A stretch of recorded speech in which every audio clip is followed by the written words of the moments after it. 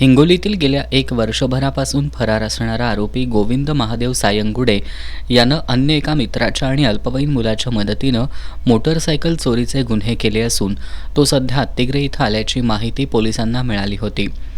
पोलिसांनी सापळा रचून गोविंद सायंगुडे, सनी गायकवाड आणि एका अल्पवयीन मुलाला मोटरसायकल चोरी प्रकरणी अटक केली आहे. त्यांच्याकडून जुना राजवाडा आणि लक्ष्मीपुरी पोलीस ठाण्याच्या हद्दीतील प्रत्येकी एक तसंच पंढरपूर, धाराशिव, सोलापूर पोलीस ठाण्याच्या हद्दीतील मोटरसायकल चोरीचे गुन्हे उघडकीला आणत त्यांच्याकडून 5 लाख रुपये किमतीच्या 8 चोरीच्या मोटरसायकली जप्त करण्यात आल्यात. ही कारवाई पोलीस निरीक्षक रवींद्र कळमकर यांच्या मार्गदर्शनाखाली पोलीस उपनिरीक्षक शेष मोरे, अंमलदार अमोल कोळेकर, सुरेश पाटील, राम कोळी, रुपेश माने, विनोद कांबळे, संजय पडवळ, सुशील पाटील, राजेंद्र वरंडेकर यांनी मिळून केली आहे.